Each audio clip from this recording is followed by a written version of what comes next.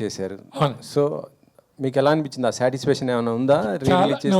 చాలా మంచి సాటిస్ఫాక్షన్ వచ్చిందండి. ఎందుకంటే ఈ ట్రెండ్కి ఈ యూత్ ఇంకా వాళ్ళు ఎగరబడి రాలేదే అని అని అనిపించుకోను. అందరికీ చూపించాలి అనుకున్నాను.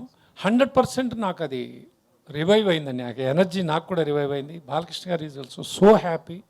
చూసిన వాళ్ళందరూ చాలా హ్యాపీగా ఫీల్ అయ్యారండి. కమర్షియాలిటీస్ అనేది అది ఇప్పుడు నేను అది అంచనా వేయట్లేదు. ఎందుకంటే 35 years అంటే 3.5 decade దాటిందండి. అంటే ఇప్పుడు సార్ ఇప్పుడున్న ఈ టైంకి అది పార్ట్ 2 తీయొచ్చు అనేసి అంటున్నారు కదా, మీరేమన్నా ప్లానింగ్ ఇట్లా? నాకు లేదండి, అది బాలకృష్ణ గారిది ఉంది అన్న మరి నాకు తెలియదండి. దర్శి గారు, ఇంతకీ రూపా గారికి పచ్చళ్ళు కొనిపించే స్థాయికి ఎదిగారా లేదా? ఎస్, ఎదిగానండి. 25వ తారీఖు డెలివరీ అవుతుంది. అయితే రీల్ బాగుంది, బట్ ముగ్గురు అమ్మాయిలు కష్టం మీద పడ్డారు ఏంటండి? ముగ్గురు అమ్మాయిలు, ఆ ముగ్గురు అమ్మాయిలు పికిల్స్ ఎవరైతే ఉన్నారో మా మీద రీల్స్ ఎందుకని వీడియోలు రిలీజ్ చేస్తూనే వచ్చింది. ఒకటి ఏంటంటే అక్కడ ఇక్కడ మేము ఇప్పుడు ఇంటర్నెట్లో జరుగుతున్న ఒక మేజర్ డిస్కషన్ అది అబౌట్ దాట్. నేను అది నాకు మా క్రియేటర్ అతను యోగానంద్ వచ్చి అతను చెప్పగానే ఇట్లా చేస్తున్నారంటే ముందు మేము కూడా అదే అనుకున్నాం, నేను విద్య ఒకసారి అలా చేయొచ్చా లేదా అనేది. But we are very sure that ఎక్కడ కానీ వాళ్ళ పచ్చళ్ళు కానీ లేకపోతే వాళ్ళ అమ్మాయిల మీద కానీ we didn't pass any comments, we didn't want to do anything about it.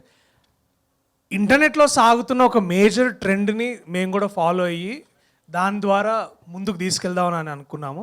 అక్కడ కూడా నేను పచ్చళ్ళ వ్యాపారం చేస్తా అని I took their side in a way to say that you know ఇదేదో as much as we all want to have fun. ఇప్పుడు ఏంటంటే ఒక సినిమా చూసి మనం ఎక్కడో స్కిట్ చూస్తుంటాం కదా, అట్లనే ఒక రీల్ చూసి నేను కూడా ఇన్స్పైర్ అయ్యి నేను కూడా దాన్ని అట్లా నా వ్యక్తిగత సినిమా దానికోసం వాడుకున్నాను. డైరెక్టర్ సార్, ఇందాక మీరు ఆల్రెడీ మూర్తి గారు అడిగారు ఆ క్వశ్చన్, బట్ ఏంటంటే ఆర్గానిక్ కామెడీ అనేది మీ నుంచి ఎక్స్పెక్ట్ చేస్తాము. సో ఆ డైలాగ్స్ వీళ్ళిద్దరు ఇచ్చారేమని డౌట్ అండి, వెన్నెల కిషోర్ గారు, వైవా హర్ష గారు. ఖచ్చితంగా లేదండి. గమ్మత్ అండి, ఈ సినిమాలో గమ్మత్ అనే విషయం ఒకటి చెప్తాను మీకు.